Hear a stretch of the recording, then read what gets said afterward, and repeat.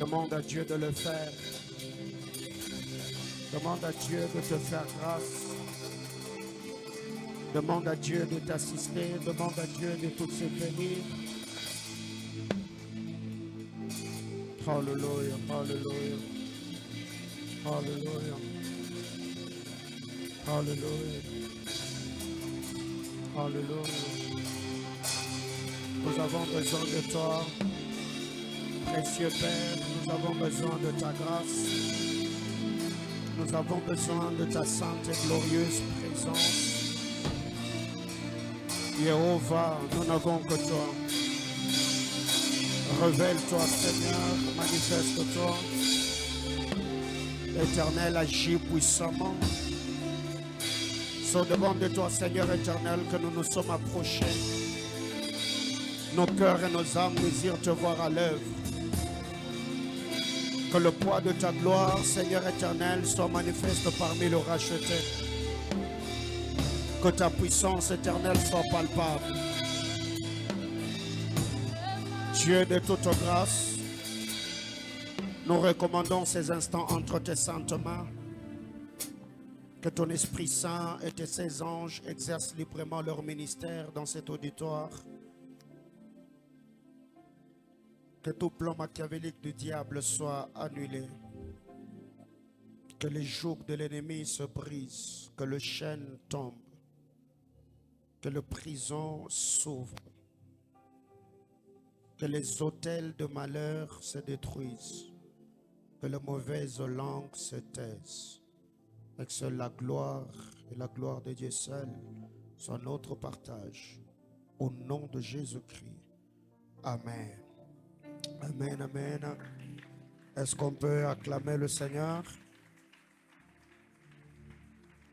Alléluia. Amen, amen.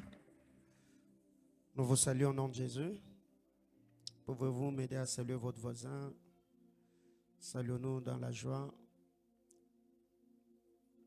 Rassure-toi d'avoir salué quelqu'un. Rassure-toi d'avoir communiqué la joie à une personne ce soir. Qui m'a dit Amen? Alors, ce soir, par la grâce de Dieu, nous allons lire la parole du Seigneur. Je suis dans le livre de Marc, chapitre 9.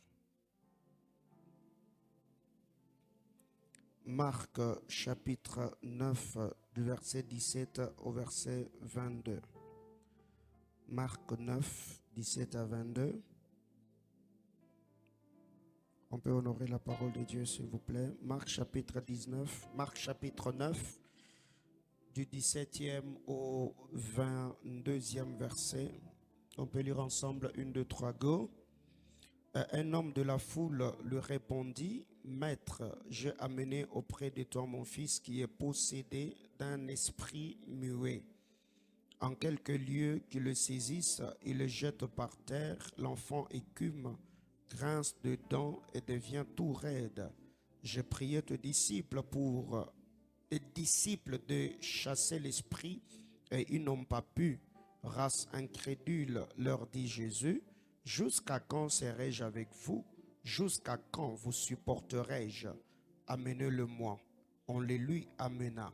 Et aussitôt que l'enfant vit Jésus, l'esprit l'agita comment? Avec violence. Il tomba par terre et se roulait en écumant. Jésus demanda au Père, combien y a-t-il de temps que cela lui arrive? Depuis son enfance, répondit-il. Le verset 22, et souvent l'esprit l'a jeté dans le feu et dans l'eau pour le faire périr. Mais si tu peux quelque chose, viens à notre secours, aie compassion de nous. Parole du Seigneur. Je nous prie de reprendre nos places. Dieu bénit sa parole. Alors, on peut se connecter. Nous partageons le lien.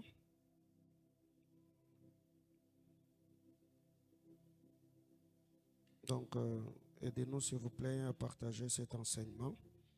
Je crois que ça bénira quelqu'un.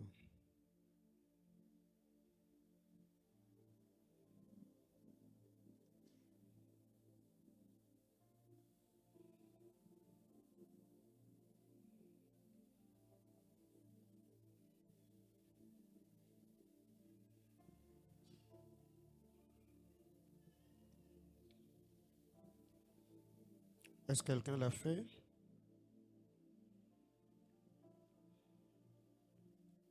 Qui m'a dit Amen?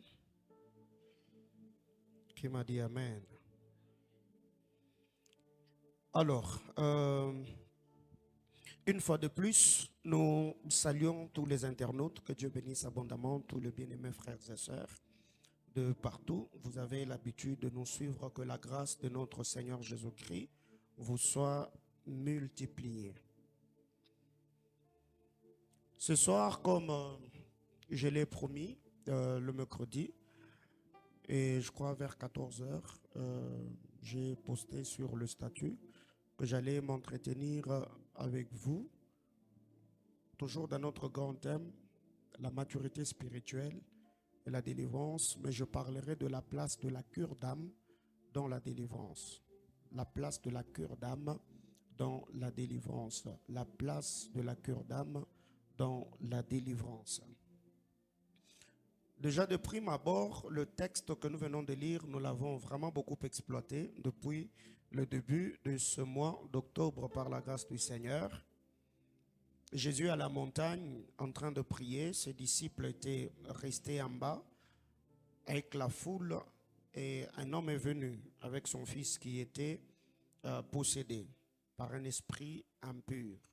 Et là, nous voyons que l'esprit qui avait possédé l'enfant, c'est un esprit muet. Donc l'esprit ne parle pas.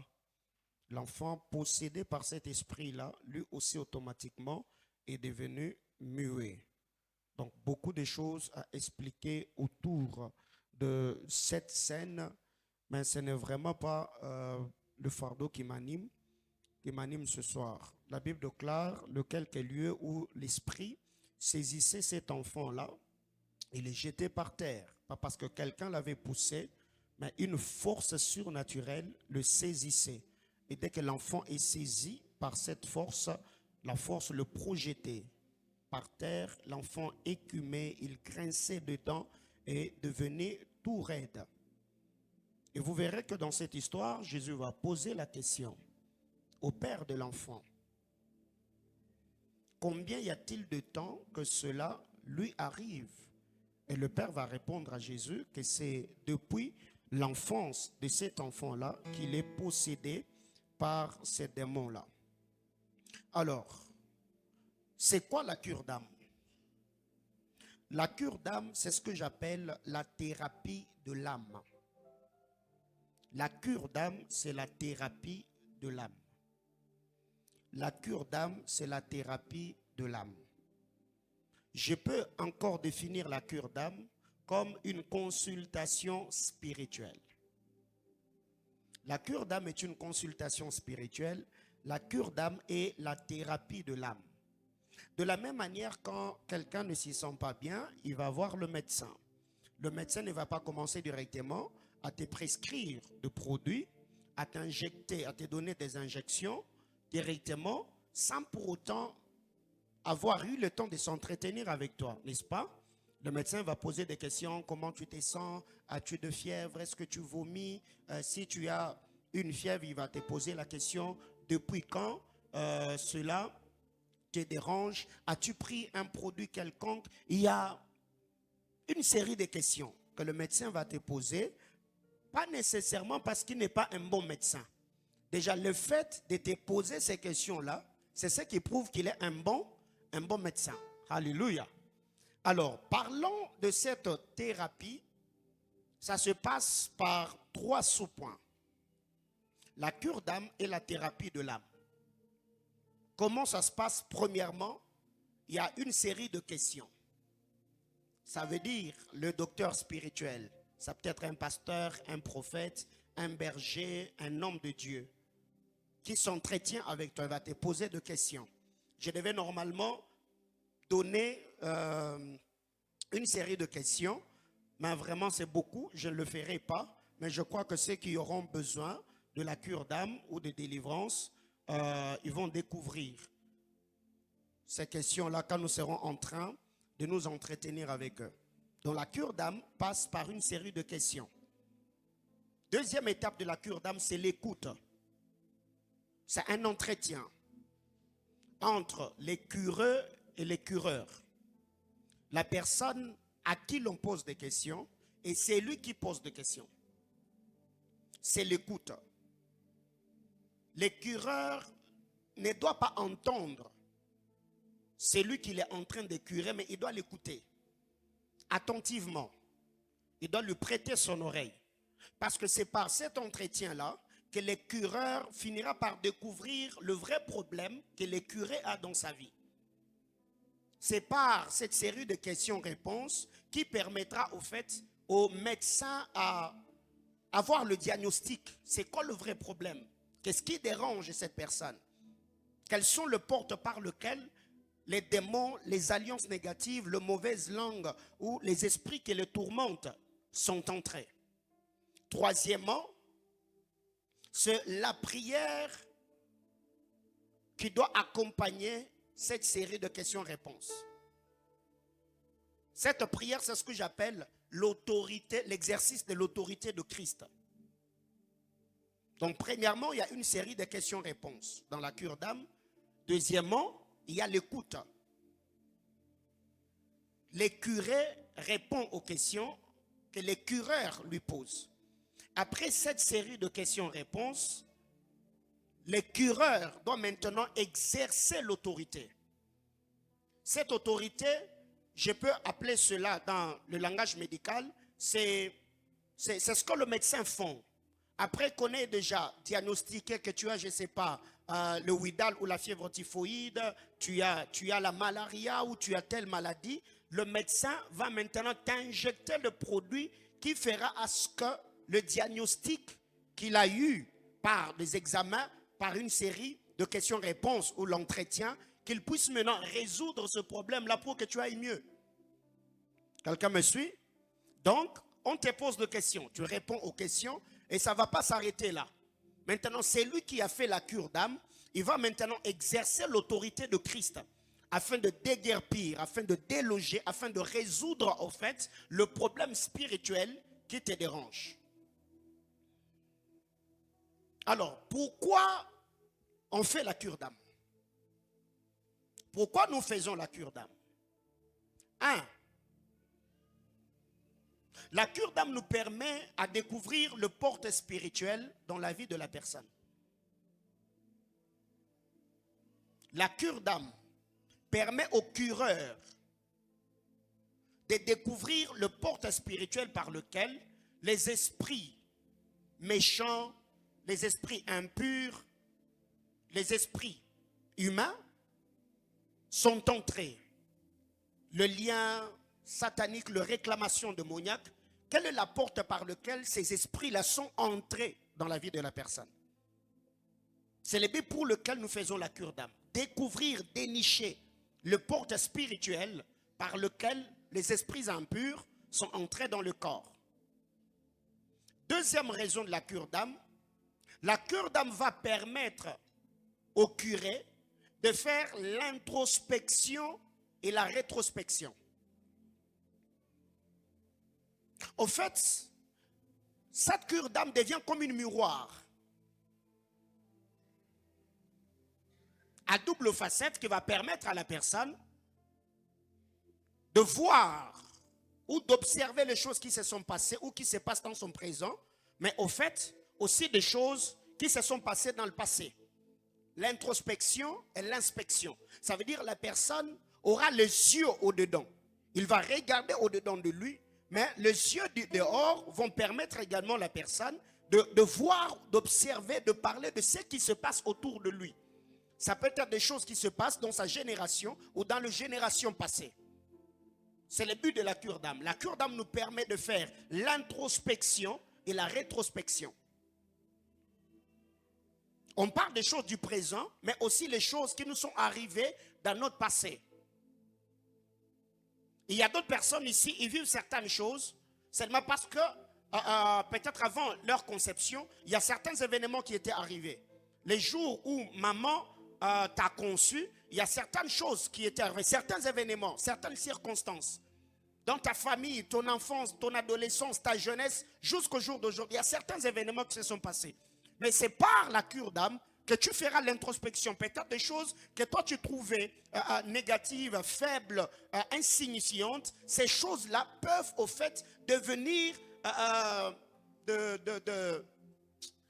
points de contact qui vont permettre au fait au cureur de comprendre ce qui s'est réellement passé dans ta vie.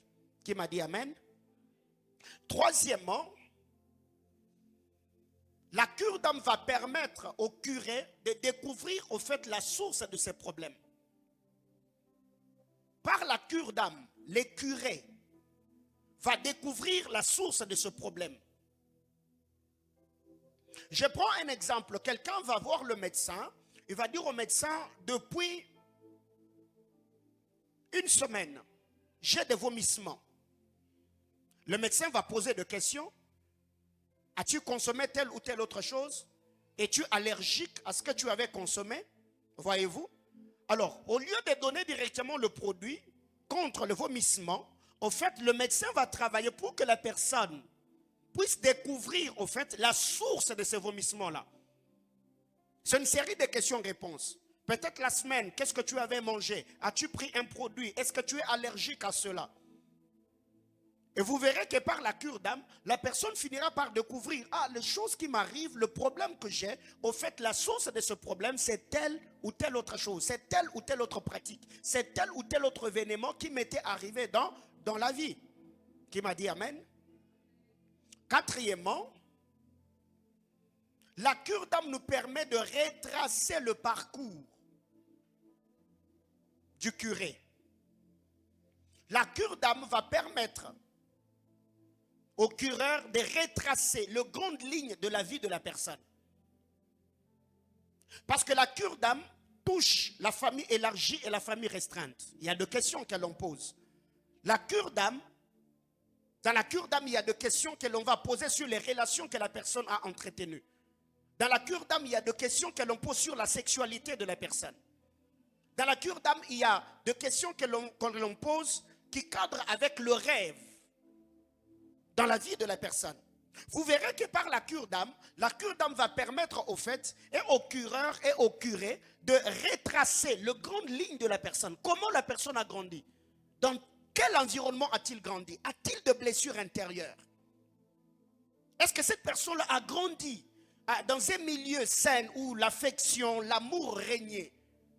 Est-ce que la personne a été blessée? Voyez-vous? Donc c'est par la cure d'âme que nous avons au fait la grâce et la facilité de retracer le parcours de la personne. Peut-être certaines choses que la personne trouve minimes, mais par la cure d'âme, le cureur, par l'expérience et l'intelligence spirituelle, il finira par comprendre que ça, c'était une porte d'entrée. Donc les choses que tu es en train de vivre là, regarde la source de ce problème-là. Qui m'a dit Amen?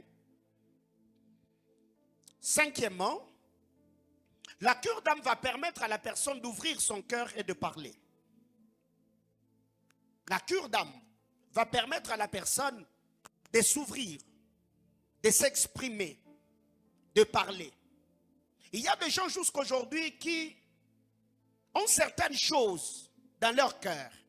Ils ont peut-être peur d'en parler, de peur d'être jugés. Ils ont peut-être peur d'en parler, de peur d'être blâmés. Ils ont peur de s'ouvrir parce qu'ils se disent, ça risquerait peut-être de se raconter. C'est ma dignité, c'est ma personnalité. Je ne peux pas. Mais quand on est en face du cureur, au fait, la question que l'on pose dans la cure d'âme va permettre au fait à la personne de parler, de s'exprimer. S'il avait un fardeau, un problème, un secret, un péché qu'il a commis, peut-être une blessure, quelqu'un qui n'a jamais pardonné, la personne va s'ouvrir. Pourquoi? Parce qu'il y a un bon nombre de questions qui sont ou seront posées à la personne qui vont au fait le permettre à s'ouvrir, à parler, à s'exprimer. Et cela va permettre également au cureur de comprendre le vrai problème qui ronge ou qui dérange la vie de la personne. Qui m'a dit Amen? Alors, l'autre question. Qui peut faire la cure d'âme? Qui peut faire la cure d'âme? Suivez-moi très bien. Qui peut faire la cure d'âme? Premièrement, ne peut faire la cure d'âme que celui qui est sauvé, affermi et rempli du Saint-Esprit. Ne peut faire la cure d'âme que celui qui est sauvé, celui qui est affermi, celui qui est rempli ou conduit par l'Esprit de Dieu ne peut faire la cure d'âme que celui qui est sauvé. Parce que, au fait, la cure d'âme, ce n'est pas le jeu du hasard. Ne peut faire la consultation médicale que celui qui est médecin. Le pharmacien, lui, son travail, c'est de donner le produit. Il peut avoir quelques expériences, quelques notions, mais ce n'est pas son domaine. Je vous ai déjà raconté cette histoire. Gloire soit rendue à Dieu que Dieu m'avait vraiment épargné du danger. C'est qu'au troisième des humanités, ou troisième, quatrième, j'ai fait, c'était, je ne sais pas, troisième, quatrième, ou je ne sais pas. J'ai fait la biochimie. Et à l'époque, il y a certaines aventures que l'on faisait à la maison, c'était que chaque week-end, on va au labo, on va travailler, tout ce qui va avec, et on me donnait l'argent. Et l'argent qu'on me donnait, il ne faut pas aller raconter ça à quelqu'un. L'argent qu'on me donnait, je bouffais au fait. Alors déjà, dans la famille, on m'appelait docteur. Docteur. Et moi-même là, docteur là, rien du tout. Mais, je mentais, on me donnait l'argent et tout. Et un jour, un oncle, le cadet dans la famille de ma défunte mère, était souffrant. Il va venir avec un produit. Oh non, docteur, je suis malade, il faut me piquer. Les amis, mais ils savent que chaque week-end, moi je vais au labo. Je fais comment? Les amis, j'ai signé l'oncle. Et ce produit-là, docteur que j'étais à l'époque, parce que je ne les suis plus, docteur que j'étais à l'époque, je ne savais pas que ces produits-là, c'est à mettre dans les muscles ou dans les veines. Ça, je ne savais pas. Moi, j'ai seulement tiré. Pas. Oncle, descend un peu. Il descend. Tchouah! Mais en même temps, en Shindan. 2 jours après, là où j'avais piqué là, c'est gonflé.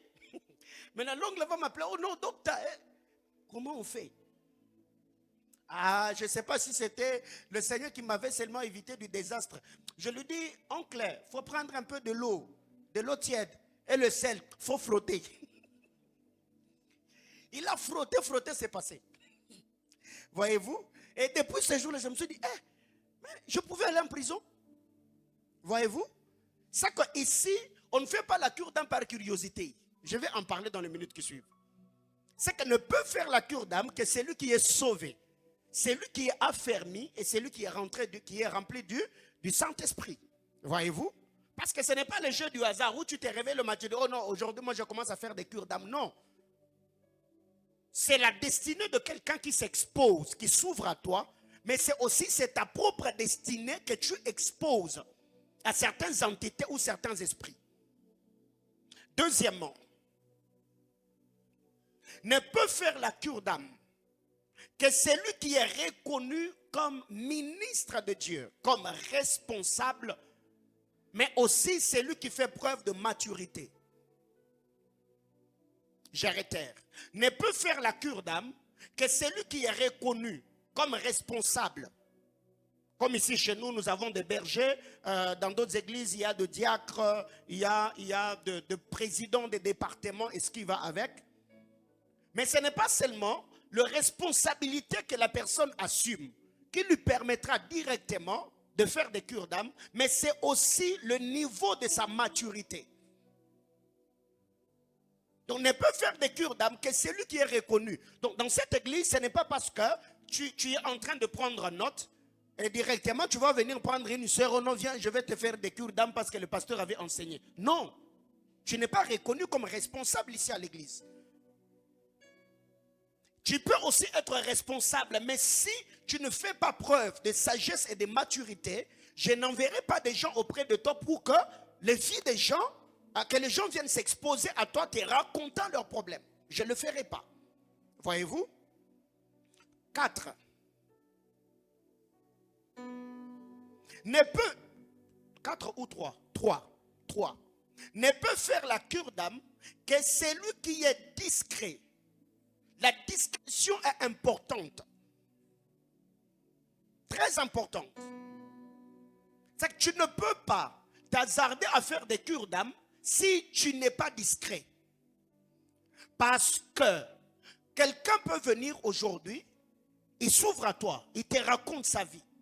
Pasteur, regarde, moi je fais ça, je fais ça, je fais ça. Demain après-demain, toi tu vas maintenant voir ton ami là. Tu dis, tu vois la sœur là, elle a fait des choses. Hein? C'est moi qui ai fait sa cure d'âme. Elle a fait ça, elle a fait ça, elle a fait ça. Tu es en train de te maudire. Alléluia. Je vous assure. C'est que ne peut faire la cure d'âme que celui qui est discret. Autrefois, je crois, il y a 6 ou 7 ans, il y a une soeur qui est venue me voir. Non, en tout cas, pasteur, j'ai des problèmes et tout. Je fais sa cure d'âme, je fais le service de délivrance.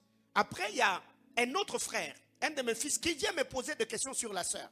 Non, papa, comment vous trouvez cette soeur-là me plaît? Est-ce que je peux l'épouser et tout? Je l'ai encouragé, je dis non, c'est une très bonne soeur. Une très bonne soeur, il faut vraiment l'épouser, il faut la prendre. Mais tout ce que la soeur m'avait parlé de son passé, je n'ai jamais dit au frère. Est-ce que je parle à quelqu'un? Je n'ai jamais dit au frère.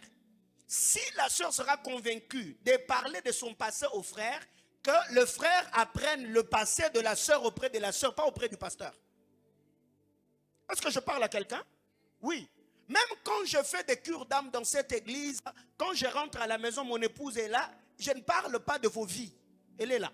Elle ne me pose pas non plus de questions. Oh non, combien de gens? Oui, combien de gens? Est-ce qu'il y avait beaucoup de gens aujourd'hui? Est-ce que ça s'est bien passé? Ça s'arrête là. Oh non, tu as reçu qui? Et là quoi? Non.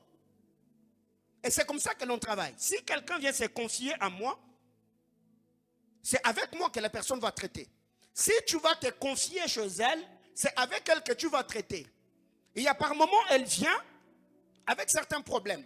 Oh non, mais écoute, il y a quelqu'un qui s'est confié à moi pour telle autre chose. Comment je peux gérer? Comment je peux prier? Comment je peux orienter? Et moi, je ne vais pas maintenant manifester la curiosité. Oh, c'est qui? Dis-moi d'abord. Non. C'est comme ça que l'on travaille. Si tu es allé se confier chez elle, donc c'est elle qui va te gérer. Si tu viens te confier chez moi, c'est moi qui va te gérer. Donc dans ma maison là, on ne va pas s'asseoir là en train de parler de vous ou de vos vies. Jamais. Est-ce que je parle à quelqu'un? Maintenant, le problème, c'est que toi, là, quand on te dit les choses des gens, toi, tu vas maintenant raconter à d'autres personnes. Est-ce que je parle à l'église? C'est que pour faire la cure d'âme, rassure-toi que tu es discret. Tu es une poubelle à couvercle, tu es une tombe. C'est que les secrets des gens, les confidences des gens, les problèmes des gens, tu n'en parleras pas. Est-ce que je parle à quelqu'un? Imagine-toi, tu viens, tu me vois. Oh non, pasteur, moi dans ma vie, je fais. Tu me fais confiance, n'est-ce pas? Demain, tu vois seulement, ton père t'appelait à la maison. Janine, viens, mets-toi là-bas. Le pasteur m'a dit, tu peux faire une crise. Hein? Pour toi, c'est papa m'a trahi. N'est-ce pas? Est-ce que quelqu'un me comprend? Je ne suis pas en train de dire que la cure d'âme doit encourager les gens à avoir une vie secrète. Non. Mais je me dis seulement que la discrétion est, à moins peut-être que tu parles avec la personne. Tu dis à la personne, est-ce que tu ne trouves pas, vu la gravité de cette situation, tes parents ou ton tuteur doit être informé. Mais si la personne te dit aussi, je ne veux pas, il faut respecter sa décision. Est-ce que je parle à quelqu'un? 4. Ne peut faire la cure d'âme que celui qui est rempli d'amour et de compassion pour éviter de juger les curés. Pour faire la cure d'âme, rassure-toi que tu es vraiment rempli d'amour. Tu es vraiment rempli de compassion. Imagine-toi peut-être dans votre milieu, vous êtes des amis. Un de vos amis travaille dans une boîte. Il est licencié. L'autre peut-être était dans une relation de fiançailles. La relation est brisée. Et quelqu'un vient se confier à toi. Que tu vois cette relation-là, c'est moi qui avais raconté des choses à X et Y. C'est moi qui l'ai empoisonné. C'est moi qui avais fait ceci, cela. Pardonnez-moi. Si tu n'as pas d'amour, si tu n'as pas de compassion, jamais tu garderas ce secret-là. Tu seras maintenant obligé de faire quoi? De te venger. Voyez-vous? Donc, ne peut faire la cure d'âme que celui qui est rempli d'amour et de compassion. Il faut aimer la personne pour ne pas juger ce dernier. Mais il y a des gens comme ça, tu viens te confier à lui, et lui-même commence à te juger. Pourquoi tu as fait ça? Qu'est-ce qui t'a fait de faire ça? Toi aussi, tu es faible, hein? Moi, quand je t'ai regardé, je pensais que tu avais une forte personnalité. Mina Shanga, mon ami. C'est pas comme ça qu'on traite les gens. Alléluia. Et vous verrez d'ailleurs que ceux qui sont thérapeutes, ils sont plus discrets que certains soi-disant cureurs des églises. C'est quand quelqu'un vient se confier, il faut l'aimer, il faut aimer la personne. Il faut avoir la compassion parce que tu ne sais pas combien et comment ce secret-là a pesé dans son cœur pour qu'il vienne se confier à toi. Mais il y a tellement de gens qui se donnent les luxes aujourd'hui. Oh non, moi je suis berger, j'amène les gens à la montagne. Toi-même là, tu as des démons, des problèmes qui te dérangent, mais c'est toi qui vas commencer à amener les gens à la montagne. Et les gens viennent avec leurs secrets, avec leur poids, ils te parlent, alors que toi-même, tu n'as pas encore atteint un certain niveau pour gérer ces cas-là et gérer ce problème-là. 5. Ne peut faire la cure d'âme que celui qui a déjà vaincu sa chair. Ne peut faire la cure d'âme que celui qui a déjà vaincu sa chair. Il faut vaincre ta chair. Il faut vaincre ta chair. Je réitère encore que la cure d'âme n'est pas le jeu du hasard. Non. C'est pour faire la cure d'âme. Rassure-toi que toi-même là, tu as vraiment vaincu ta chair là. Parce qu'il y a des choses que tu peux entendre dans la cure d'âme et ça peut réveiller ton vieil homme. Hein? Quelqu'un me suit? Oui, je vais en parler. Dans la cure d'âme là, il y a vraiment des choses, quelqu'un peut te parler de sa vie, de son passé. Toi-même, tu sens vraiment que ton vieil homme là est en train de se réveiller. Il se réveille, il se réveille, il se réveille. Pourquoi? Parce que tu apprendras, entendras certaines pratiques, certaines choses que toi tu ne connaissais pas, certaines choses que tu n'avais jamais faites. Et c'est les informations maintenant que l'on vient de te donner. Plusieurs personnes sont tombées dans la masturbation. Plusieurs personnes sont tombées dans la pornographie après avoir fait des cures d'âme.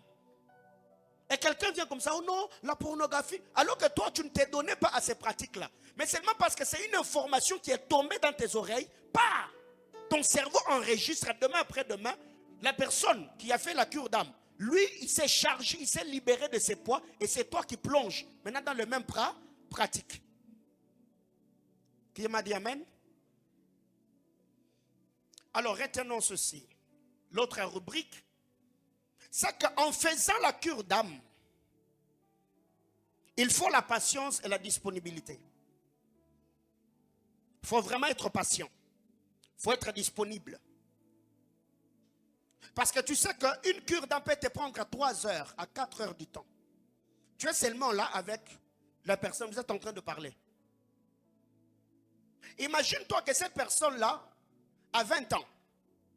Est-ce que vous pouvez parler des choses qui se sont passées dans sa vie pendant 20 ans, en 20 minutes? Non, tu seras superficiel. C'est que la cure d'âme demande le temps, demande la patience. Il faut être disponible. Il y a des cures d'âme que vous pouvez faire en 3-4 séances. Ça veut dire que tu commences aujourd'hui, vous ne finissez pas. Tu dis à la personne, ok, je te programme pour le mardi prochain. Viens me voir le mardi prochain. La personne revient. Vous commencez encore. Vous parlez, vous parlez, vous parlez. Si vous sentez vraiment déjà que là, soit toi tu as un autre rendez-vous ou la personne a un autre rendez-vous, tu renvoies la personne. Vous pouvez faire une cure d'âme, 2 séances, 3 séances. Ça dépend seulement de comment le curé va s'ouvrir à toi. Et même dans ton esprit, tu peux sentir que maintenant là, je sens que c'est bon. J'ai déjà de grandes lignes. Là, on peut maintenant passer au service de délivrance. Qui m'a dit amen? Deuxièmement, en faisant la cure d'âme, il faut mettre la personne en confiance. Il faut vraiment mettre la personne en... Dis à ton voisin, il faut mettre la personne en confiance. Vous voyez que vous n'aimez pas trop les enseignements. Hein? Je vois déjà en train de bailler. Tu es déjà fatigué. Alléluia. Donc en faisant la cure d'âme, Il faut mettre la personne en confiance. C'est pourquoi, pendant la cure d'âme, il ne faut pas être trop serein, il ne faut pas être trop sérieux.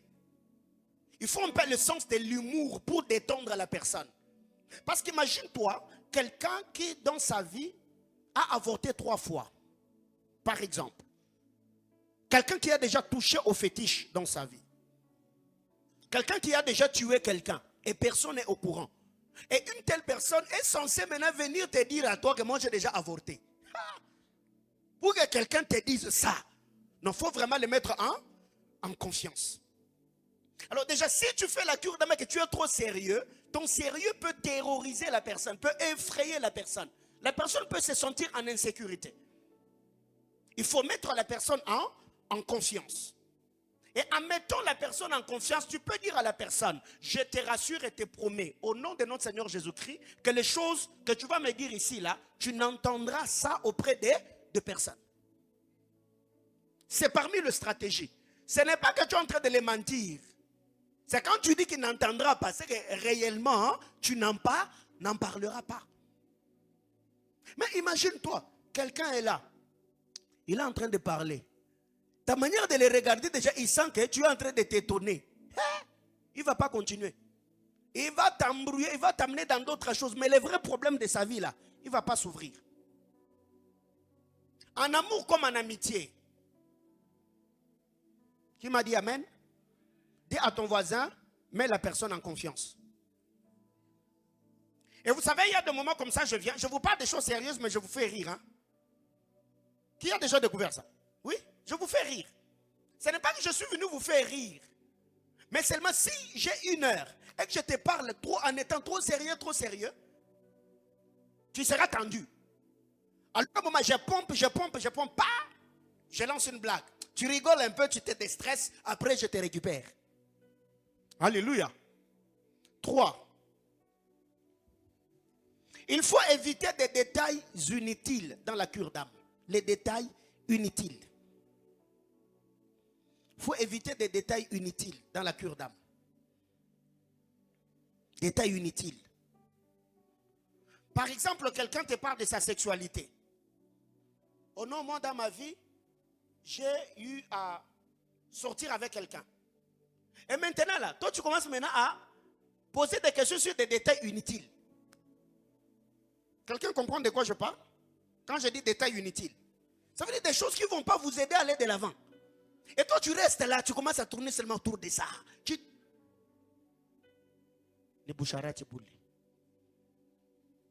Alléluia. Oui. Il ne faut pas rester là, autour seulement des détails inutiles. Détails inutiles. Oui, tu as dit que tu avais volé. Bon, après avoir volé, maintenant, tu avais fait quoi? Non, dis-moi d'abord. Comment tu avais d'abord fait pour sortir? Déjà, la personne t'a dit que j'ai volé. Bon, même s'il t'a dit que j'étais sorti par l'étole, ça va t'aider en quoi? Quelqu'un me dit amen? C'est dans la cure d'âme là, éviter de détails inutiles. Mais aussi, tu peux comprendre que la personne a un problème spirituel. Mais Satan cherche maintenant à te divertir. Oh non, pendant que je dormais dans le sommeil, j'ai vu, un jour j'étais en train de courir dans la forêt. Après, un chat est sorti. Après, quand le chat était en train de miauler, j'ai vu les canards commencer à pousser. Toi-même, tu sens que l'histoire, vous allez avec ces rêves-là. Tu peux couper la personne, mais ça, sagement. Pourquoi? Parce que Satan peut vraiment te bouffer le temps pour te distraire et t'embrouiller afin que tu te fatigues et que tu n'aies plus le temps de parler avec la personne sur les questions essentielles de sa vie. Qui m'a dit amen? 4. Veillez sur ton expression faciale pour éviter des frustrations. L'expression faciale. Tu parles avec la personne, tu es en train de poser des questions. Mais ton expression faciale fait voir à la personne que tu t'étonnes de sa vie. Tu vois? Tu peux ne pas dire, maman, mais seulement ta manière de le regarder, la personne peut comprendre que, il t'a choqué. Prenons l'exemple, tu lui poses la question, dans ta vie, tu es sorti avec combien d'hommes? La personne te dit 4. Tu dis, ah, à ton âge. Tu vois déjà, tu as perdu. Ceux qui suivaient les relations là, la personne n'en parlera pas. Pourquoi? Parce que à ton âge, c'est déjà un jugement. Quelqu'un me suit? Déjà quand tu dis à ton âge, donc tu as déjà jugé la personne que tu es trop jeune, mais tu as déjà fait. L'expression faciale est importante dans la cure d'âme. Il faut être serein. Quelqu'un est là en train de te parler, tu les regardes, tu souris, tu es détendu. Ça met la personne en confiance. Mais quelqu'un te parle, tu dis, waouh. Hein? Même moi, le passé, je ne vais pas continuer. Je ne vais pas continuer, je dis, eh. Donc, c'est que la personne n'était pas préparée à entendre ça. Alors, les restes des choses là, je fais quoi? Je garde pour moi, pour moi-même. Qui m'a dit amen? 5. Il faut éviter d'avoir honte de peur que la personne ne se renferme. Il faut éviter d'avoir honte. Il faut éviter d'avoir honte. Tu es en train de parler avec le curé sur certaines questions sensibles de sa vie. Son enfance, sa sexualité, ses ambitions. Mais pendant que la personne te parle, la personne se rend compte que pour toi, c'est un sujet tabou. C'est gênant pour toi. La personne va se renfermer. Imagine-toi que tu es en train de parler avec quelqu'un, directement, la personne n'arrive plus à te regarder dans les yeux. Il commence à trouver autre chose pour se distraire, se divertir ou se détendre. C'est un message indirect. Ça, c'est un sujet tabou. Il ne faut pas entrer dedans. Quelqu'un me comprend? Oui. Il faut veiller. Il faut vraiment mettre la personne en confiance. Il faut mettre la personne en confiance. Éviter d'avoir honte. Peut-être tu es un frère. Tu fais la cure d'âme d'une sœur. Tu es une sœur. Tu fais la cure d'âme d'un frère. Parce que si vous êtes d'homme à homme, vous allez vous comprendre, n'est-ce pas? Si vous êtes de femme à femme, vous allez vous comprendre. Mais quand c'est le sexe opposé, c'est là que ça pose un problème. Ça peut créer un couac. La personne peut se gêner. Pourquoi? Parce que, bon, toi tu es un homme, lui c'est une femme. Toi tu es une femme, lui c'est un homme. Bon, qui te parle de certaines choses sensibles de sa vie. Mais il ne faut pas avoir honte. Mets dans ta tête que je suis en train de faire l'œuvre de Dieu. Qui m'a dit amen? 6. Éviter la curiosité sur les questions sensibles. Il faut éviter la curiosité. Quelqu'un t'a dit quelque chose de sensible sur sa vie. Toi maintenant, tu ne poses pas de questions. Au fait, pour découvrir le problème spirituel caché derrière cet acte-là ou cette pratique-là, mais directement, toi, tu commences à creuser. Il faut qu'on t'explique là-dedans. Là. Il faut qu'on t'explique. Et très généralement, Soufrette, je le dis ainsi, très généralement, la curiosité des gens se manifeste que là où on parle sexualité. Parce que quand c'est les rêves, les trucs de la famille, là, il n'y a pas de curiosité là-dedans. Mais quand c'est seulement la sexualité, là, on reste là. Il faut commencer à tourner tout autour. C'était combien de fois? C'était comment? C'était où? Oh. Qui m'a dit amen? Tu vois déjà, toi, tu as honte. Donc même les choses que je vais dire après là, je risque de ne pas les dire parce que tu me donnes l'impression que tu as honte. Alléluia. Donc il faut éviter la curiosité. Il ne faut pas être curieux sur les questions sensibles. Reste concentré.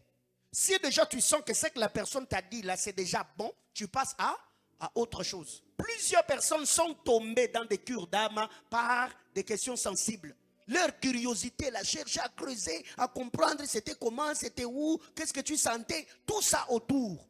Directement, ça ouvre des brèches. Pire encore, si la personne que tu es en train de curer a un esprit de séduction, t'es parti, t'es fini, tu es foutu. Parce que même les curés savent comprendre si tu es toujours dans ta casquette du cureur ou c'est la curiosité maintenant qui t'anime. Oui? 7. Tu peux te servir de ton témoignage pour que la personne comprenne que tu as aussi un passé. Si tu sens que la personne devient un peu frustrée, devient un peu réservée, pour regagner sa confiance, tu peux rentrer dans ton passé, tu puises dans ton passé et tu partages avec la personne. Quelqu'un peut être là, il te parle de quelque chose. Tu sens que plus il est en train de parler, il manifeste les remords, il y a le chagrin. Les personnes commencent à être frustrées. Tu peux lui dire, arrête-toi d'abord, arrête. Je vais te parler un peu de quelque chose que moi je fais dans ma vie. Tu vois, moi dans ma vie là, dans le passé, moi j'étais terrible. Hein? Tu vois, déjà le fait ici de te dire que j'avais piqué mon oncle. Ça t'a mis en confiance. Pasteur aussi dans le passé, il était terrible. Hein? Donc il mentait aussi. Hein? Je mentais aussi. Dans le passé, je mentais. Alléluia. Maintenant, imagine-toi, peut-être toi tu viens, tu me dis, oh non, pasteur, je suis culpabilisé parce que j'ai menti l'argent des syllabus. Et moi, je te dis, d'ailleurs, toi, tu n'as rien fait. Moi, j'avais même piqué. Tu vois?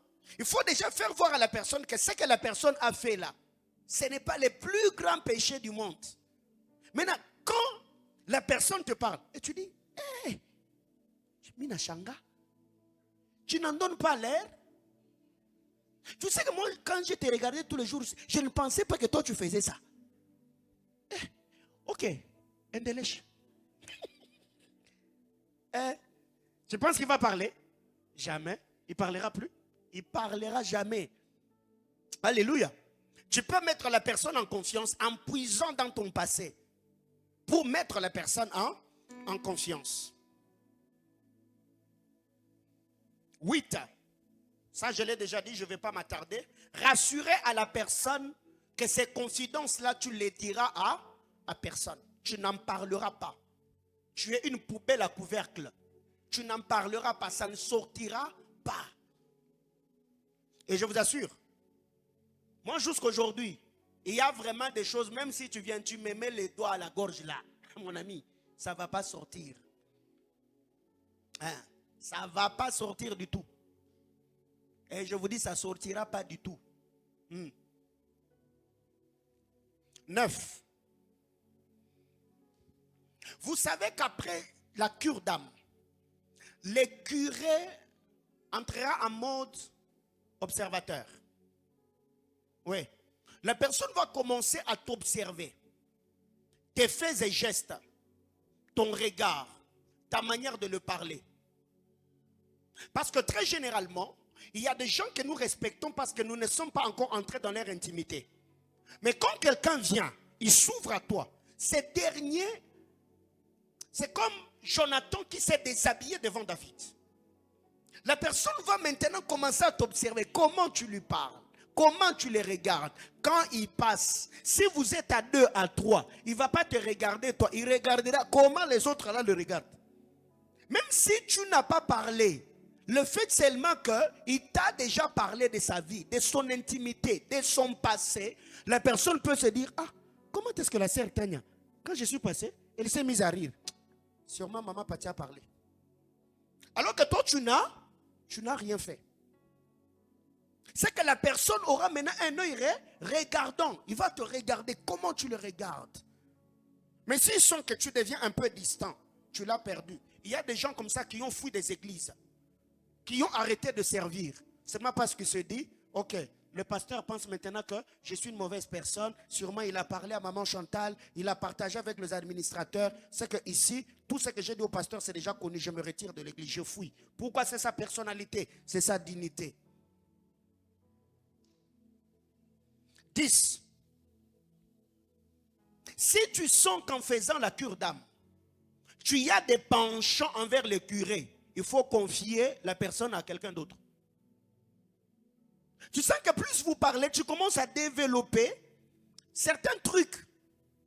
Tu vois? Il y a des gens qui ont prolongé, ajouté des séances de cure d'âme. Pas nécessairement parce qu'il y avait des choses à dire. Mais seulement parce que les curés veulent maintenant trop parler avec la cureuse. Ou la curée. Alléluia. Je l'ai dit autrement. Tu sens, par exemple, pas seulement pour aller loin ou pour tomber, non. Toi, tu es un responsable. Tu sens que cette sœur-là, elle est éloquente. Elle parle très bien français. Elle a une petite voix. Quand elle parle, ça te fait du bien. Maintenant, tu te dis, le seul endroit où je peux avoir cette sœur pour qu'elle parle beaucoup, c'est des cures d'âme. Tu prends encore. Ma soeur, il faut me voir mercredi après culte. Il faut me voir mercredi. Ce n'est pas parce qu'elle a encore des choses à dire. Mais toi-même, tu sens maintenant qu'au-delà de la cure d'âme, tu commences à développer autre chose. Et ça peut aussi être vrai que pendant que tu fais la cure d'âme, tu sens que le sentiment commence à naître dans ton corps, dans ton cœur. Maintenant, pour garder ta dignité et ne pas perdre l'âme, la brebis du Seigneur, confie cette personne-là à quelqu'un d'autre. Et avant de la confier, rassure à la personne que la personne qui va le prendre ou la prendre en charge a le même niveau de maturité, a ton cœur, il a ta sagesse et il va bien gérer la personne. Mais il y a des gens qui sont tombés parce que, comme c'est moi qui a commencé ça, Moutaïchana. Alléluia. Oui, si tu sens que tu commences à avoir des penchants, il faut confier la personne à quelqu'un d'autre. 11. Il faut te rassurer que ta tête, ton cœur, ton âme n'est pas une poubelle. C'est qu'à chaque cure d'âme, il faut te vider dans la prière. Qui m'a dit amen? Il faut te vider dans la prière. Tu fais des cures d'âme, tu fais des cures d'âme. Ce sont des secrets des gens, les péchés des gens, tu entends. Et quand tu finis, tu rentres à la maison, tu vas directement sur TikTok. Tout ce que tu as entendu là, ta mémoire là, c'est une boîte noire. Tu as enregistré. La nuit, Satan peut passer seulement là. Waouh, il réveille tout ce que tu as entendu la journée. Alors, après la cure d'âme, il faut toujours aller te vider dans la prière. Tu rentres, même 30 minutes, Seigneur, je prie au nom de Jésus. Sanctifie mes pensées, sanctifie mon cœur. Tout ce que j'ai entendu, que le diable n'utilise pas cela contre moi. Je refuse. Tu pries au nom de Jésus. Amen. Mais si tu ne le fais pas, tu vas craquer. Dis à ton voisin, ta tête n'est pas une poubelle. Alors, s'entretenir avec les esprits, bonne ou mauvaise chose. On est là, dans un service de délivrance. Quelqu'un commence à se manifester. Je prends le micro. Donnez-lui le micro. Comment tu t'appelles? Mukendi. Mukendi, tu viens d'où? Oh non, moi je viens de Sankourou. Qu'est-ce que tu es venu ici? Après, oh non, je suis venu pour prendre son mariage. On a bloqué ses finances. Vous avez caché ça où? Oh, à l'huile. Ok. Est-ce que tu peux donner? Oui, je vais donner. J'envoie le feu. Feu! C'est bien ou c'est pas bien? Premièrement, c'est oui et non. C'est oui et non. Alors pourquoi non? Marc chapitre 1er, le verset 34. Marc 1, 34, comme je cours derrière le temps, je paraphrase. Marc 1, 34, la Bible déclare, toute le fois où le démon voulait parler de Jésus, Jésus ne le permettait pas parce que Jésus connaissait, parce que les démons connaissaient qui était Jésus. Jésus faisait même taire les démons. Taisez-vous, sortez de ces corps. C'est que d'une part, parler avec les démons, s'entretenir avec les esprits dans un service de délivrance, c'est pas bien. Pourquoi? Parce que je l'ai dit la semaine. Tu peux te faire humilier dans un service de délivrance. Oui. Tu peux te faire insulter dans un service de délivrance. Parce qu'au fait, même si la personne est bien éduquée, parce que la personne est possédée, parce qu'il est saisi par un esprit impur, et comme les démons ont la manie et l'habitude de cracher sur le gloire, Satan peut t'humilier. Et ces services de délivrance à Kinshasa, dans les années, je crois, 2006 ou 2007, étaient devenus virales. C'est le révérend Dayo Samuel qui était en train de faire la délivrance d'une femme. On donne le micro. La sœur a commencé à cracher des insanités. Il était en train d'insulter. Alléluia. Donc ici, ce n'est pas intéressant de t'entretenir avec ceux qui sont possédés. Deuxièmement, un jeudi, tu peux te faire humilier. On peut t'insulter. Deuxièmement, tu peux être désorienté. Les démons peuvent te désorienter en te manipulant par le mensonge. Parce que nous savons que Satan est le père du mensonge. Les jours où il jure, c'est les évangiles, les épîtres plutôt. Je crois que c'est le frère Jacques. Il dit les jours où Satan jure de parler du plus profond de son être, il se retrouve en train de mentir. Il a été menteur dès le commencement. En voulant parler avec le démon, tu peux être désorienté, manipulé. Quelqu'un est là. Oh non, toi c'est qui? Oh, tante Bernadette, c'est qui? Oh, je suis sa tante. Et ça passe à la télé. Alors que la tante là, dans sa maison, elle est là, bonnement avec ses enfants. Elle voit seulement les gens qui appellent, hey, Bernadette est sorcière, hey, c'est sorti là-bas. Hey. Alors que Satan a voulu seulement détruire la vie de l'autre là. Mais parce que toi-même, le cureur ou c'est lui que Dieu utilise dans la délivrance, tu n'as pas eu la sagesse et la maturité de discerner les démons ou l'esprit qui est dans le corps. Et ça peut créer des problèmes dans des familles. Alors, pourquoi oui? Marc chapitre 5, c'est l'histoire du fou de Gadara. C'est le seul endroit où Jésus a posé la question à un démon. Comment t'appelles-tu? Le démon a dit Légion, parce que nous sommes plusieurs. Il n'a jamais donné son nom. On est légion. Alors pourquoi j'ai dit oui? En posant la question, tu peux également recevoir une information qui va t'aider au fait à canaliser la puissance de la délivrance. Je vais m'expliquer. Oui, on peut poser une question. Parce que par la question posée, tu peux recevoir une information qui va te permettre ou t'aider à canaliser l'onction de la délivrance.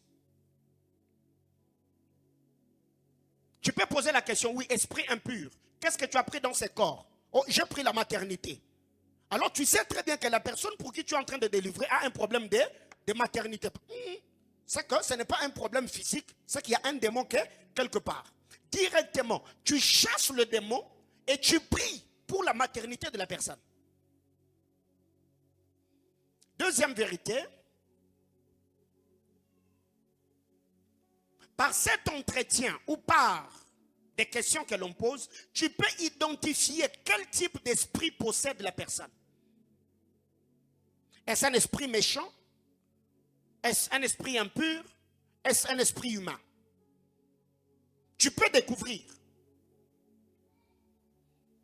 Un esprit impur, tu verras peut-être par l'entretien, la personne aura toujours tendance aux obscénités.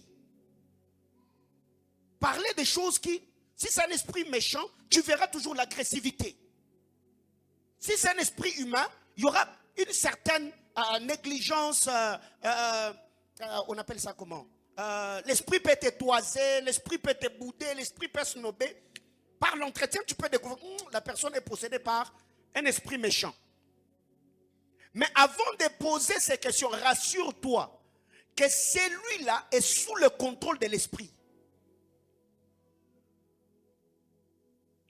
Qui m'a dit amen? C'est que rassure-toi que cette personne-là est sous le contrôle ou la mouvance de l'esprit. C'est que ce lieu-là est saturé de la gloire de Dieu. C'est que le Saint-Esprit domine et gouverne sur la volonté de l'âme de la personne. Ce qui fait que les démons ne peuvent pas mentir. Pourquoi? Parce que c'est la gloire du Seigneur qui couvre le lieu. Et comme le Saint-Esprit a le contrôle, la personne peut faire fuiter un secret, une vérité qui va t'aider à travailler. Alors, je descends rapidement. Ce qu'il faut éviter ou ce qu'il ne faut jamais faire dans un service de délivrance. Premièrement, il ne faut jamais imiter la manière de faire d'un autre serviteur de Dieu. Il ne faut jamais imiter. On ne fait pas la délivrance par imitation, mais on fait la délivrance par la révélation. faut pas imiter. Tu vois, un temps, nous qui avions grandi un peu en ces temps-là, l'évangéliste Benny Hinn, le réunion du Saint-Esprit, les livres Bonjour Saint-Esprit, tous en ces temps-là. Même quand tu pries, Holy Spirit, on parlait calmement. Glory. I feel anointed. On pensait que parler comme Benny Hinn allait nous permettre à dégager la puissance que Benny Hinn dégageait dans le calme. Ce qui fait qu'il y a des gens aujourd'hui qui font des délivrances par imitation, comme le fils d'Exeva. Nous te chassons au nom de Jésus que Paul prêche. Sûrement, ils ont vu Paul chasser les démons. Alors, ils ont maintenant fait du copier-coller, mais sans puissance, sans révélation. Ces jours-là, ils en avaient eu pour leur compte. C'est que dans un service de délivrance, il ne faut jamais faire un service par imitation, mais il faut le faire par révélation. Deuxièmement, il ne faut jamais faire un service de délivrance par habitude. Il ne faut jamais faire un service de délivrance par habitude. Tu es déjà habitué. À Kinshasa, il y a des gens qui appellent ça, non, ils ont le Wanzoto. Il y a le Wanzoto, donc. Et pendant déjà depuis Kalanga, nous avons tout le temps que le Wanzambe tété. Ce qu'on y a, nous signons. Il ne faut jamais faire la délivrance par habitude. Il faut toujours se préparer spirituellement, mentalement, moralement, psychologiquement et physiquement avant de faire ce travail-là. Alléluia.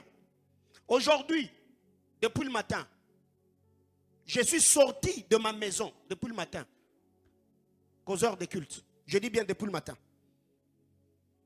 J'ai bu de l'eau à 15h40 depuis le matin. Et 3 ou 4 bananes depuis le matin. J'étais dans ma chambre de prière. Mais je suis votre pasteur. J'ai écrit cet enseignement depuis hier la nuit. Aujourd'hui, je ne faisais que prier. Et je revois, je lis la Bible, je revois mon enseignement, j'ajuste, je recadre. Alléluia. Il ne faut pas le faire par habitude. 3. Les buts de la délivrance, ce ne sont pas des manifestations. Les buts de la délivrance, ce n'est pas de manifestation. Les buts de la délivrance, c'est chasser les démons. Les buts de la délivrance, c'est la liberté, pas les manifestations. Mais il y a des gens jusqu'ici, il vient, sort. Lui, son intention, c'est seulement te faire tomber. Si tu n'es pas tombé, il va rester là jusqu'à ce que tu tombes. Il va te pousser, il te pousse. Si tu n'es pas tombé, c'est comme si tu n'es pas délivré. Non. Les buts de la délivrance, ce ne sont pas de manifester. Oh, il n'a pas vomi. Oh, il n'est pas tombé. Il n'a pas crié. Il ne s'est pas roulé par terre. Non. Les buts, ce n'est pas de manifestation. Les buts, c'est accorder la liberté. 4. Évitez de vous enfermer dans un cadre isolé. Un cadre isolé. Vous vous enfermez, vous deux, dans une maison. Vous pouvez être un frère ou une sœur, un frère et une sœur, ou un frère et un frère. On était à Lombi. Je crois que c'était en 2005. Toujours à la Compassion. 2005 ou 2004. C'est lui qui était mon président du département à l'époque. Nous, on était là, on était en train de prier. C'était les soirées de gloire. À l'époque, gloire inimaginable. Prière. Il y a un frère qui a manifesté, il avait l'esprit de folie. On les prend, on l'a amené dans la pièce. Donc, la permanence. On l'amène là. Et nous, on était là avec un frère Roger, le frère Wende. On était en train de prier, on prie. Maintenant, comme ça tardait, notre président, il vient. Il nous dit non. Comment est-ce que vous avez mis du temps comme ça? Il y a beaucoup de cas dehors. Sortez. Laissez-moi. Alors, parmi nous là, il y a un frère là, dit ok.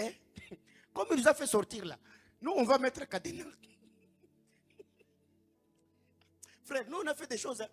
On est sortis. Le frère a pris le cadenas. Il a mis. Et on est resté là devant. Le frère était par terre. Il commence à prier. Sors. C'est lui qui était par terre là. Il se lève.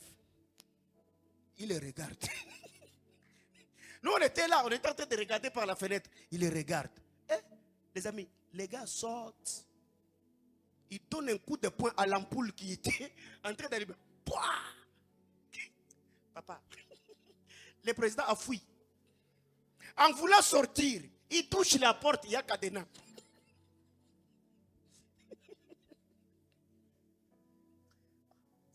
Nous, on a fait des choses. Hein? Et maintenant, j'ai dit, mais le frère Wende, il me dit, papa, tu vas y aller.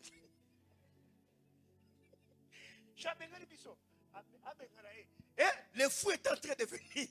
Maintenant, les papas disent, au nom de Jésus, ouvrez, ouvrez, ouvrez. Quand seulement on a ouvert, hein, il a failli nous suspendre. Alléluia. Il faut éviter l'isolement. 5. Il faut économiser ton énergie pour éviter de t'épuiser avant le temps. Il faut économiser. Parce que tu vois, ici, nous parlons de la cure d'âme. Or, la cure d'âme, quand on se met à prier, on prie palier par palier. On commence, papa, tu as ta cure d'âme. Oh non, toutes les choses qui cadraient avec l'esprit de famille, j'annule. Oh, la vie sexuelle, j'annule. Oh, ceci, j'annule. Ça peut te prendre 1 heure. Mais si tu commences déjà à crier, au nom de Jésus, au nom de Jésus, il y a plus de 32 ou 33 questions. Alors, imagine-toi déjà à 10, tu es essoufflé. Non. Il ne faut pas compter sur la puissance de ta voix. Il faut compter sur la puissance de ta foi. Ça veut dire je commence lentement, calmement, pas. Mais je sais que plus je suis en train d'avancer, je maximise jusqu'à la fin. Tu vas prier et tu vas sortir de cette délivrance-là plein d'énergie et la personne sera libérée. Qui m'a dit amen? 6. Il faut toujours chasser l'esprit supérieur. Il faut chasser l'esprit supérieur. Parce que dans le cas de Marc chapitre 5, Jésus arrive sur le territoire de Gadarénia. Il regarde le fou de Gadara. Le fou, quand il s'est mis à parler à Jésus, il n'a pas parlé au nom de tous les démons qui étaient. Non, il s'est présenté comme un seul homme. Pourquoi tu es venu me tourmenter? Ce n'est pas mon temps. Jésus avance. Comment t'appelles-tu? C'est là que la personne révèle qu'il n'était pas seul. C'est que quand quelqu'un est possédé par des esprits, il y a toujours un esprit chef. C'est lui qui parle au nom de tout le monde. C'est comme le jour de la Pentecôte. Hein? Ils étaient dans la chambre, ils étaient à combien? À 120. Est-ce que c'est tous les 120 qui se sont mis à prêcher? Non. C'est Pierre qui les a représentés. C'est que quand tu es en train de faire la délivrance, il faut identifier les Goliaths. Parce que dès que Goliath tombe, tous les Philistins vont fuir. C'est que la guerre va s'arrêter. C'est qu'en lisant la cure d'âme, tu peux comprendre que les démons chefs, l'esprit supérieur ici, c'est telle chose que la personne avait fait. Alors je fais quoi? Je m'attaque à ces géants-là. Dès que lui est vaincu, tous ces subalternes-là, tu peux les déloger facilement. Je suis en train d'aller vite. Il faut également prier stratégiquement pour éviter de dire ou de faire beaucoup de choses au même moment. Il faut prier stratégiquement. Je prends un exemple. Vous êtes en train de faire la délivrance de quelqu'un.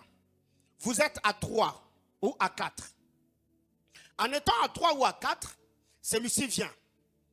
Feu! L'autre dit, sors! L'autre dit, comment t'appelles-tu? Vous êtes désordonné, vous êtes désorganisé. Les démons vont obéir à qui? À personne. C'est comme une machine, n'est-ce pas? Tu viens, tu appuies pas. La machine fera quoi? Ça va planter. C'est que quand vous allez faire la délivrance, ayez toujours quelqu'un qui va vous conduire. Déléguez votre autorité à quelqu'un. Et vous pouvez être là. Si celui la chasse, dit démon, esprit impur, je te chasse. Vous êtes là en train de vibrer en d'autres langues. Soit vous êtes en train de chanter, soit vous êtes en train de louer. Dès que c'est le temps que l'autre vienne envoyer le feu, l'autre là qui disait sors, il prend du recul. L'autre prend le contrôle. Feu, feu. Mais si celui-ci dit sors, l'autre dit feu, l'autre dit comment t'appelles-tu? Vous êtes désorganisé. Même les démons vont vous... Vous êtes comment? Et il va rester là calme. Pourquoi? Parce qu'il n'a pas reçu un seul ordre. On est ensemble?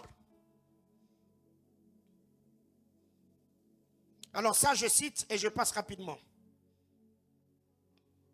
Il ne faut pas exposer au monde. N'exposez pas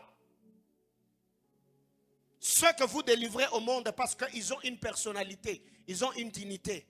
Imaginez-vous, il y a une soeur ici qui est en train de vomir. On vient avec le téléphone, TikTok, on filme. YouTube, on filme. On prend tout, on met sur Internet. Même ceux qui n'étaient pas informés, ils vont voir que cette soeur-là avait des esprits impurs, on l'a délivrée à l'église. Il y a des familles qui ont été détruites. Et il y a des gens qui ont été détruits seulement parce que nous, dans notre manière de faire, nous n'avons pas compris que le but n'est pas exposer les faiblesses des gens. Parce que quand quelqu'un vomit, ce n'est pas lui. Ce n'est pas elle. Elle est sous le contrôle. Elle est manipulée par des esprits. Maintenant, dans son inconscience, vous prenez sa délivrance, vous mettez sur les réseaux sociaux. La personne peut vous porter plainte. Est-ce que je parle à quelqu'un? On ne fait pas la délivrance pour prouver aux autres qu'on est plus loin que les autres. Comme l'exemple que je viens de donner. Les intercesseurs étaient là en train de... Oh, toi tu viens. Oh, mais vous avez traîné comme ça. Et retirez-vous, retirez-vous. Kalang. On a fait nini. Mon ami. Il ne faut pas faire des choses comme ça. Alléluia. Le but n'est pas de prouver aux autres que toi tu es plus loin. Mais un jour, je lisais quelque part sur Facebook, il y a quelqu'un qui a dit, tu seras étonné quand tu arrives en enfer. Les démons se mettent à crier, leader, yehoulé, leader, yehoulé. Alléluia. Parce que toi, tu étais terrible. Une autre chose, c'est éviter de postillonner ou de transpirer sur la personne. Ça déconcentre. Quelqu'un est là, tu es en train de faire la délivrance de quelqu'un. Tu prends maintenant ta bouche là, tu rapproches. Au nom de Jésus, il y a des postillons. Ça les touche. Même s'il n'y avait pas... La personne dit... Ce n'est pas manifestation. Ta sueur là est tombée sur la personne. Les postillons, ta salive là est en train de sortir. C'est pourquoi, si tu es en train de prier, il faut toujours le faire ça, sagement. Tu imposes la main, tu mets ta bouche de l'autre côté. Alléluia.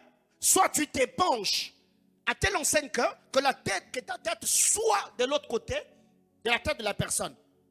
Parce que ce n'est pas hygiénique. Tu es en train de parler, ton haleine, ça sort. Alléluia. Et tu peux délivrer la personne, mais il rentre enrhumé.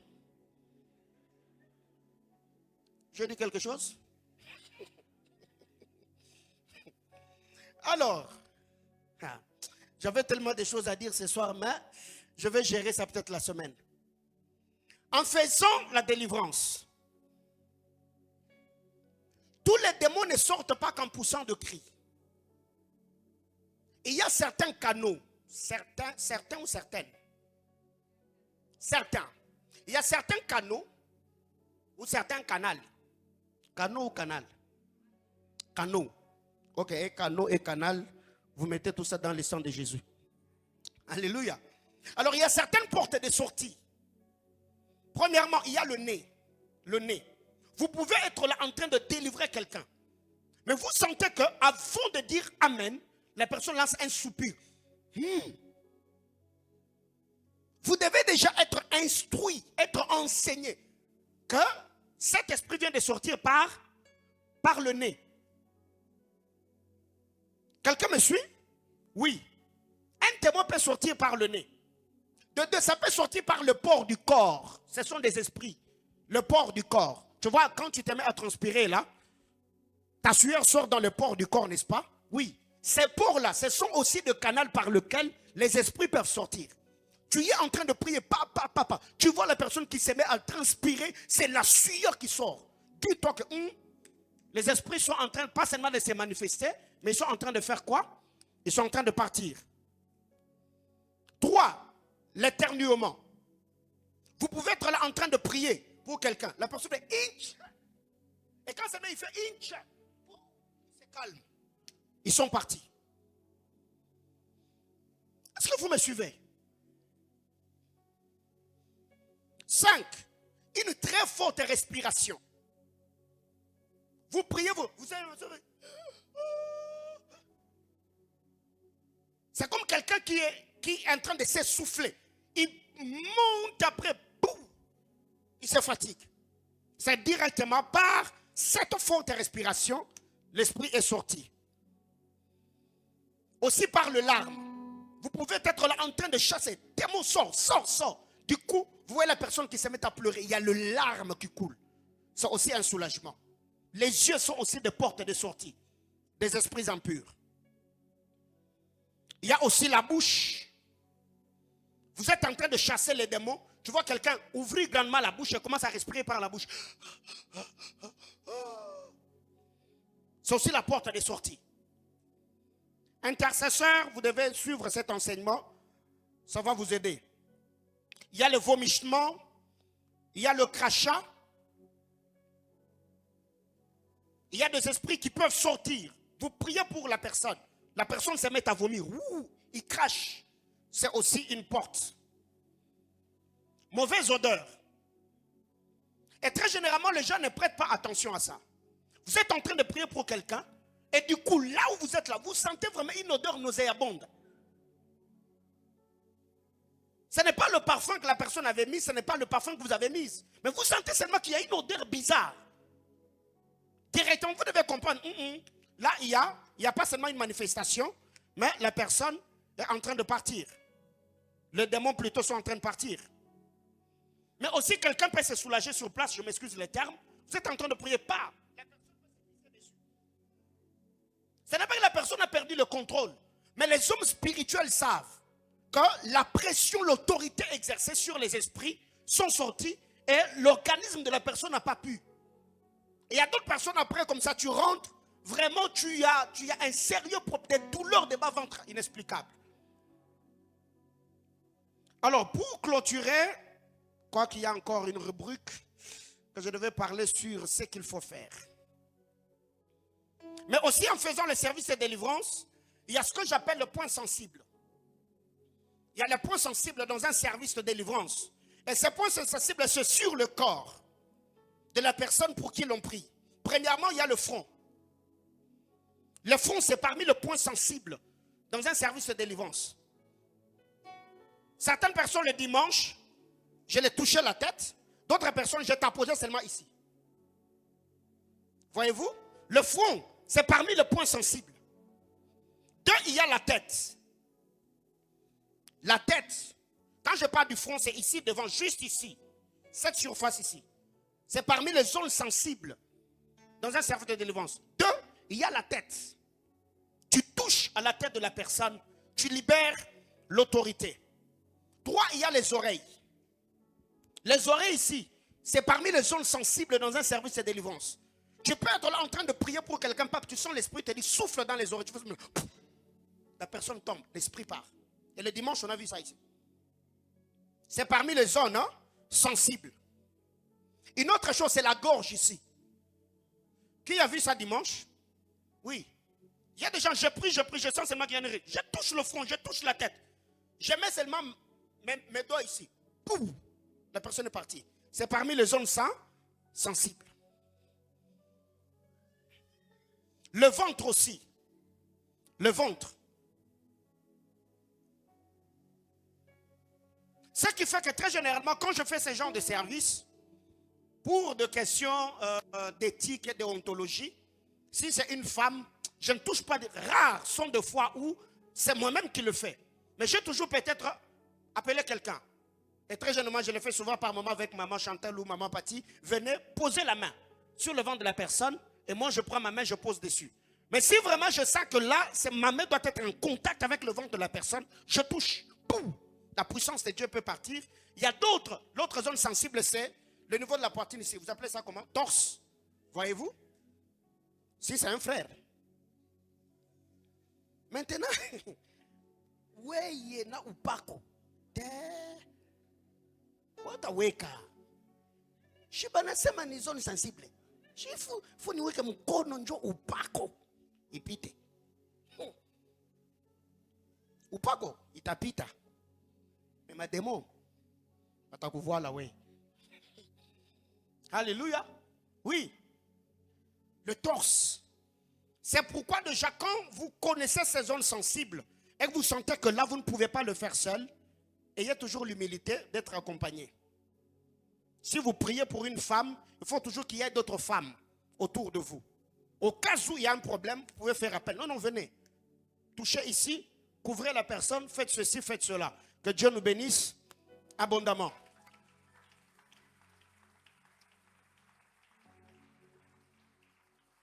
Pour ce soir, je m'arrête là.